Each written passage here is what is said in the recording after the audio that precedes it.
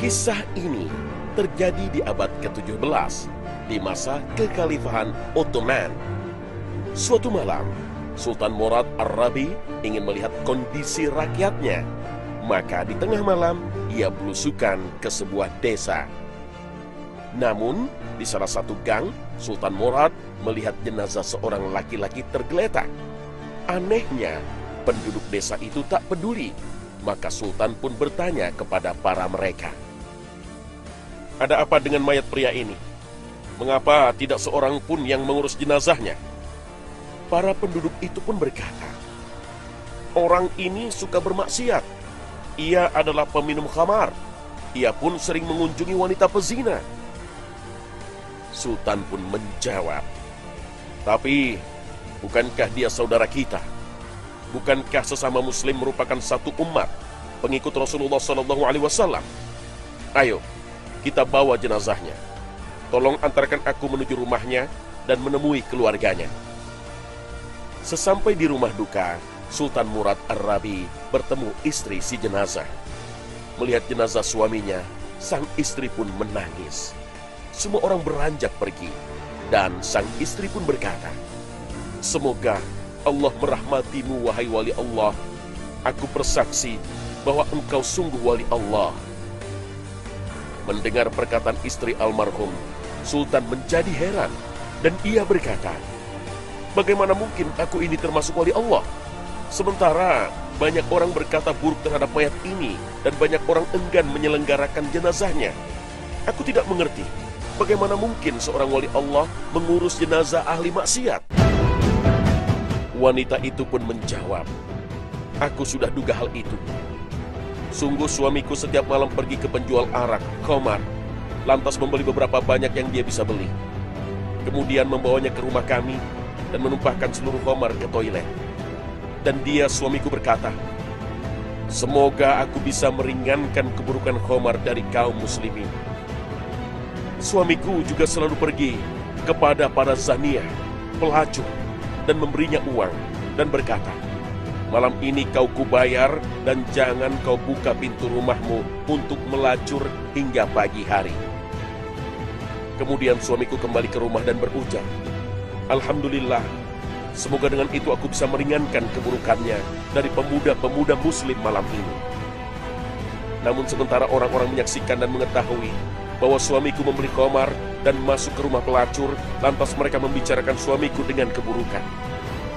Pernah suatu hari, aku berkata pada suamiku, 'Sungguh, jika seandainya engkau mati, maka tidak akan ada orang yang memandikanmu, menyolatkanmu, dan menguburkanmu.' Suamiku pun tersenyum dan menjawab, 'Jangan khawatir sayangku. Sultan, pemimpin kaum musliminlah yang akan menyolatkanku beserta para ulama dan pembesar-pembesar negeri lainnya.' Setelah mendengar cerita sang istri, Sultan pun menangis lantas berkata, 'Suamimu benar.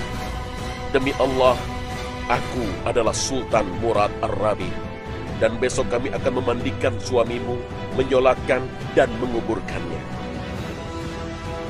Esoknya di antara yang menyaksikan jenazah itu adalah Sultan Murad, para ulama, para masyaikh, dan seluruh penduduk kota.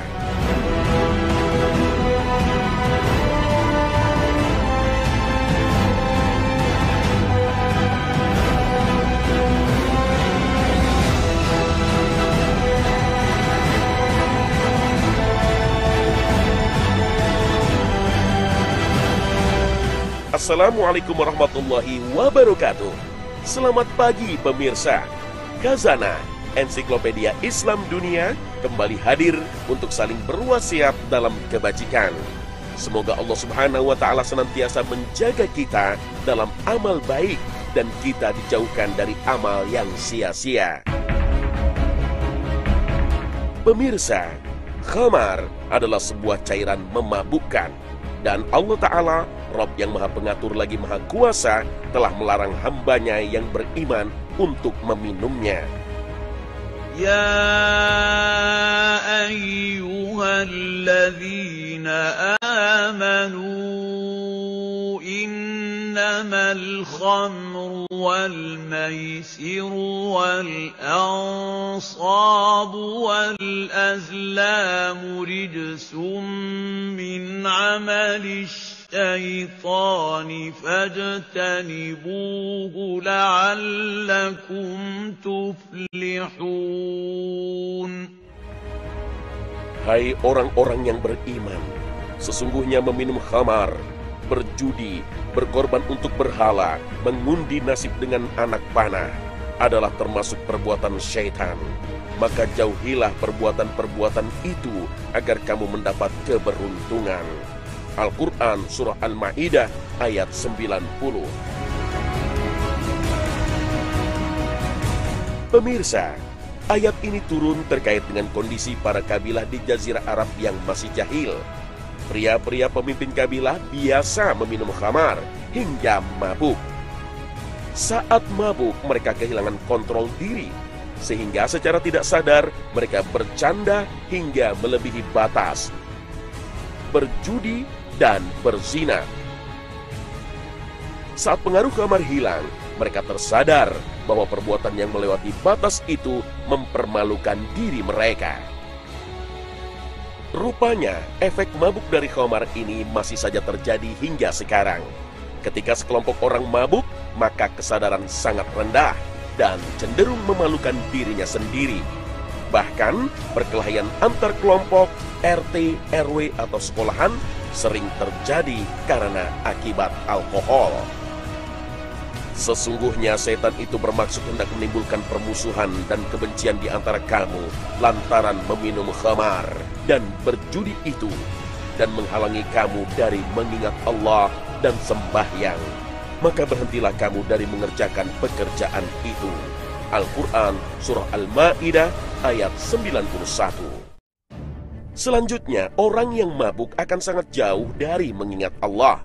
Bahkan dengan tegas, Allah memberikan larangan bagi setiap orang yang meminum alkohol. Hai orang-orang yang beriman, janganlah kamu sholat sedang kamu dalam keadaan mabuk, sehingga kamu mengerti apa yang kamu ucapkan. Al-Quran Surah An-Nisa ayat 43. Itulah ayat yang menjadi landasan dalam syariat Islam, bahwa Allah Subhanahu wa Ta'ala tidak akan menerima sholat seseorang yang meminum alkohol, walaupun hanya setetes.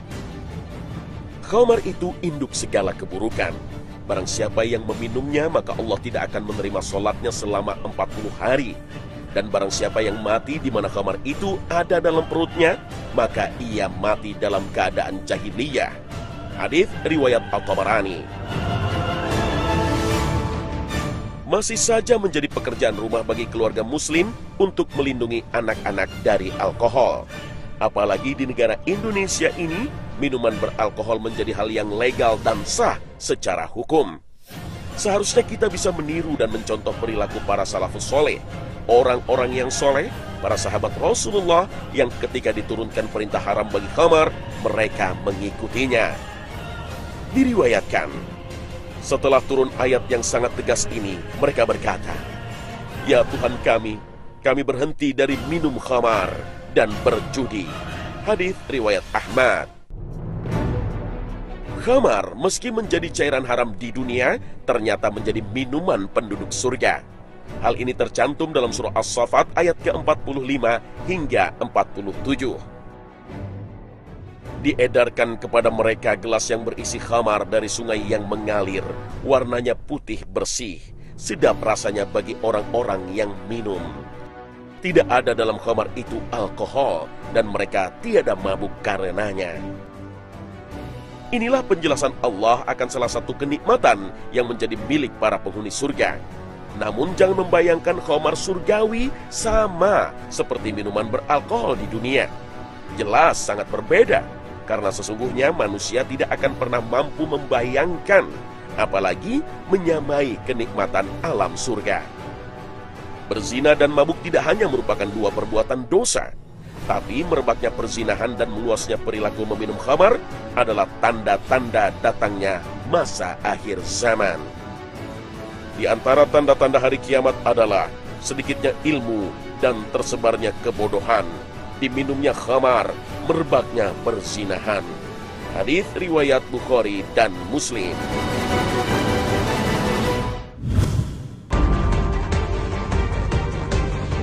Dalam hadits riwayat Bukhari dan Muslim, Rasulullah SAW bersabda, ada 3 orang dari golongan orang-orang sebelummu sama berangkat bepergian, sehingga terpaksalah untuk menempati sebuah gua guna bermalam. Kemudian mereka pun memasukinya. Tiba-tiba jatuhlah sebuah batu besar dari gunung, lalu menutup gua itu atas mereka. Mereka berkata, bahwasanya tidak ada yang dapat menyelamatkan engkau semua dari batu besar ini, melainkan jikalau engkau semua berdoa kepada Allah Ta'ala dengan menyebutkan perbuatanmu yang baik-baik. Seorang dari mereka itu berkata, Ya Allah, saya mempunyai 2 orang tua yang sudah tua renta serta lanjut usianya, dan saya tidak pernah memberi minum kepada siapapun sebelum keduanya minum, baik kepada keluarga ataupun hamba sahaya. Kemudian pada suatu hari, amat jauhlah saya mencari daun-daunan untuk makanan ternak. Saya belum lagi pulang pada kedua orang tua itu sampai mereka tertidur. Selanjutnya saya pun terus memerah minuman untuk keduanya, dan keduanya saya temui telah tidur. Saya enggan untuk membangunkan mereka atau memberikan minuman kepada seseorang sebelum keduanya, baik pada keluarga atau hamba sahaya. Seterusnya saya tetap dalam keadaan menantikan mereka bangun, terus-menerus, dan gelas itu tetap pula di tangan saya, sehingga fajar pun menyingsinglah. Anak-anak kecil sama menangis karena kelaparan, dan mereka ini ada di dekat kedua kaki saya. Selanjutnya setelah keduanya bangun, lalu mereka minum minumannya. Ya Allah, jikalau saya mengerjakan yang sedemikian itu dengan niat benar-benar mengharapkan keridhaan-Mu, maka lapangkanlah kesukaran yang sedang kita hadapi dari batu besar yang menutup ini. Batu besar itu tiba-tiba membuka sedikit, tetapi mereka belum lagi dapat keluar dari gua. Orang yang lain berkata, Ya Allah, sesungguhnya saya mempunyai seorang sepupu wanita yang merupakan orang yang tercinta bagiku dari sekalian manusia. Saya mencintainya sebagai kecintaan orang-orang lelaki yang amat sangat kepada wanita. Kemudian saya menginginkan dirinya, tetapi ia menolak kehendakku itu, sehingga pada suatu tahun ia memperoleh kesukaran. Dia pun mendatangi tempatku, lalu saya memberikan 120 dinar padanya, dengan syarat ia suka menyendiri antara tubuhnya dan antara tubuhku. Ia berjanji sedemikian itu. Setelah saya dapat duduk di antara kedua kakinya, sepupuku itu lalu berkata, Takutlah engkau pada Allah, dan jangan melenyapkan kegadisanku ini, melainkan dengan haknya, yakni dengan perkawinan yang sah. Lalu saya pun meninggalkannya. Sedangkan ia adalah yang amat tercinta bagiku dari seluruh manusia, dan emas yang saya berikan itu saya biarkan dimilikinya. Ya Allah, jikalau saya mengerjakan yang sedemikian itu dengan niat untuk mengharapkan keridhaan-Mu, maka lapangkanlah kesukaran yang sedang kita hadapi ini. Batu besar itu kemudian membuka lagi, hanya saja mereka masih juga belum dapat keluar dari dalamnya. Orang yang ketiga lalu berkata, Ya Allah, saya mengupah beberapa kaum buruh dan semuanya telah kuberikan upahnya masing-masing, kecuali seorang lelaki yang meninggalkan upahnya dan terus pergi.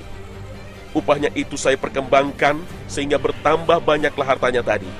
Sesudah beberapa waktu suatu hari, ia mendatangi saya, kemudian berkata, Hai hamba Allah, tunaikanlah sekarang upahku yang dulu itu.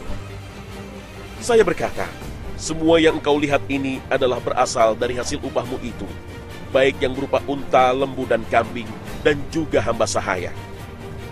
Ia berkata, Hai hamba Allah, janganlah engkau memperolok-olokkan aku. Saya menjawab, Saya tidak memperolok-olokkan engkau. Kemudian orang itu pun mengambil segala yang dimilikinya, semua digiring dan tidak seekor pun yang ditinggalkan. Ya Allah, jikalau saya mengerjakan yang sedemikian ini dengan niat mengharapkan keridhaan-Mu, maka lapangkanlah kita dari kesukaran yang sedang kita hadapi ini. Batu besar itu lalu membuka lagi, dan mereka pun keluar dari gua itu.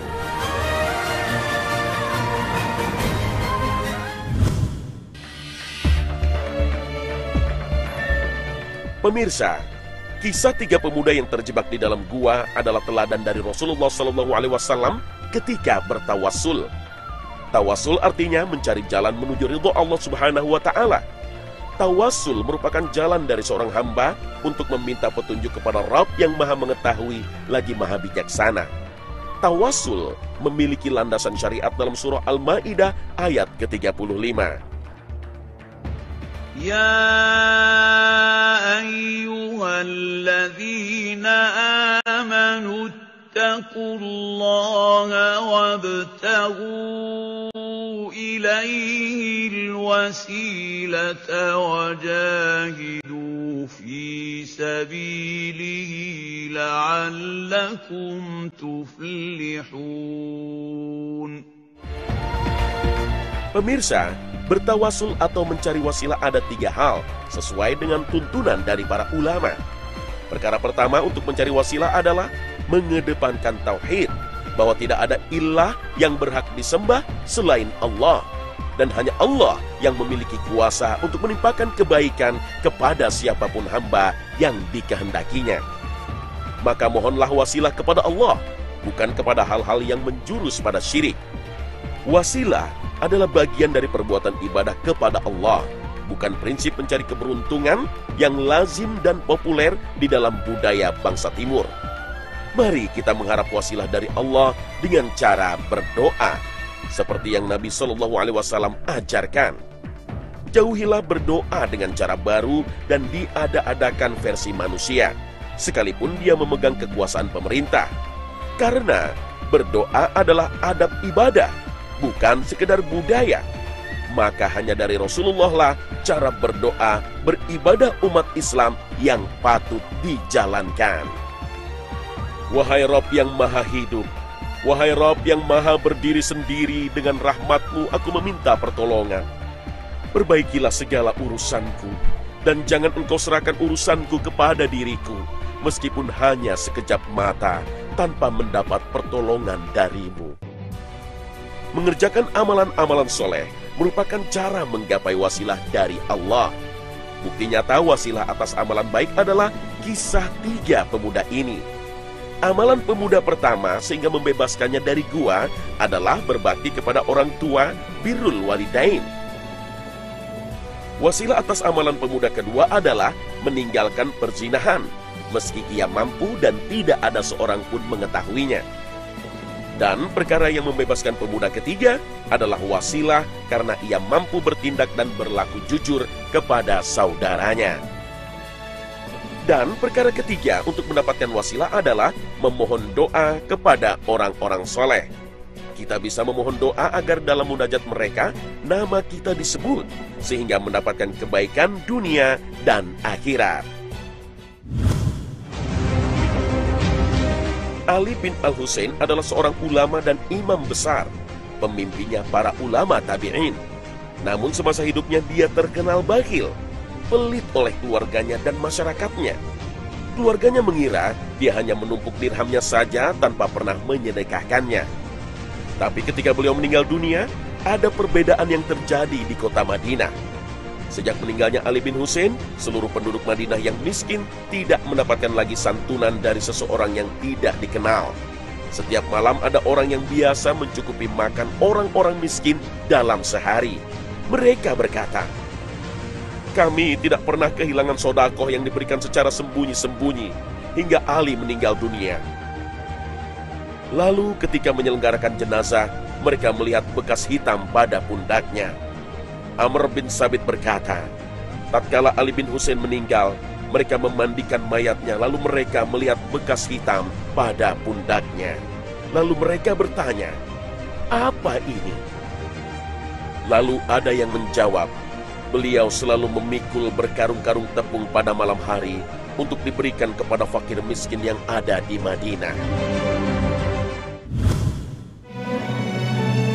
Rasulullah SAW bersabda bahwa salah satu golongan yang akan mendapatkan naungan ketika hari kiamat tiba adalah orang yang bersedekah, kemudian ia menyembunyikannya, sehingga tangan kirinya tidak mengetahui apa yang disedekahkan oleh tangan kanannya. Hadis riwayat Bukhari dan Muslim. Inilah salah satu keutamaan menyembunyikan sedekah dan amalan baik, dan hal ini menjadi salah satu teladan dari ulama tabi'in Ali bin Al-Husain. Beliau merupakan salah satu golongan Ahlul Bait, keturunan dan keluarga Rasulullah Shallallahu Alaihi Wasallam. Amalan-amalan baik yang harus kita sembunyikan tidak hanya sedekah. Puasa sunnah bisa jadi kita laksanakan dengan niat hanya untuk Allah, dan sebisa mungkin hanya Allah dan diri kita saja yang mengetahui perbuatan ini, sehingga kita menemukan makna sejati dari ibadah, yaitu mengharapkan dan mencari ridha Allah, bukan sanjungan atau sematan status alim dari sesama manusia. Pemirsa, contoh dalam kisah Ali bin Husain adalah contoh ekstrim orang yang mampu menyembunyikan kebaikan dan sedekahnya. Beliau mampu bersedekah secara rahasia, sehingga penduduk Madinah di masa itu merasakan betapa murahnya hati seorang yang mampu membagikan makanan ke penduduk-penduduk miskin. Namun, mereka tidak tahu siapakah orang yang murah hati itu. Mungkin kesempurnaan amalan kita belum menyamai beliau. Namun semangat dalam kisah ini semoga bisa menjadi inspirasi untuk mencari naungan ketika hari kiamat tiba. Insya Allah.